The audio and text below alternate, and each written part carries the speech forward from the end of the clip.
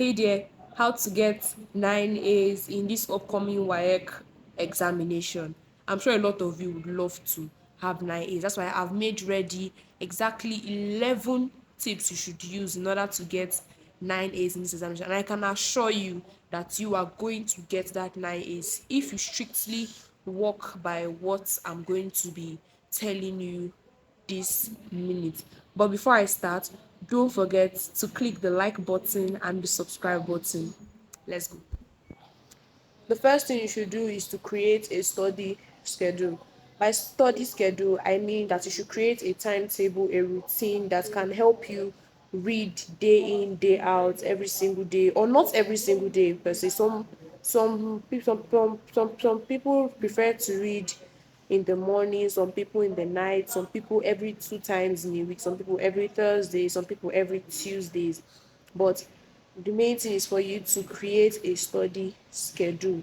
Now, the second thing for you to do is to prioritize. By prioritize, I mean that you should study the most important subjects first before you study the other subjects. By that, I mean, let's say you have physics and civic education in your list of curriculum for you to write. I I actually recommend that you should study physics more often and study physics first before you study civic.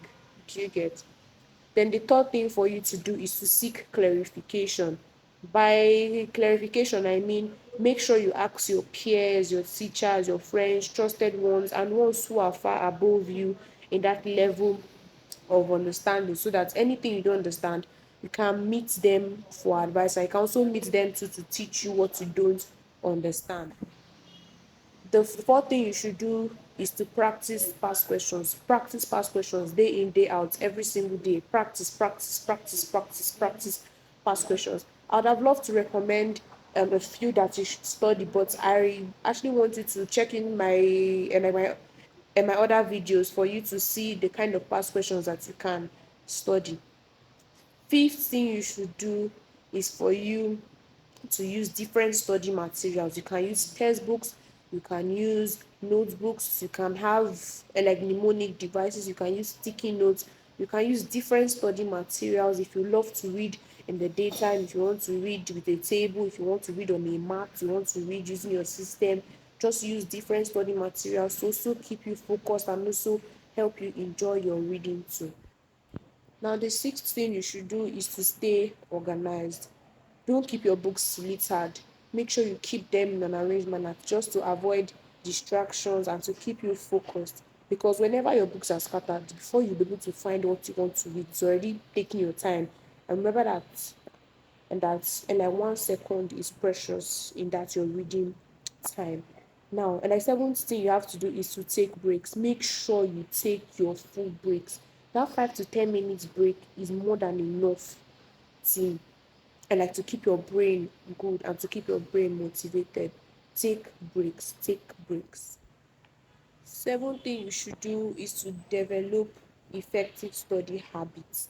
By effective study habits, I mean that you make sure that you read regularly and you sit upright while reading. You don't lie down while reading. Make sure, like, and again, it's also good to also use music because some people enjoy reading with a light music going on. So make sure you read with music if that's what you like, or you have a food nearby that you're munching on and all of that.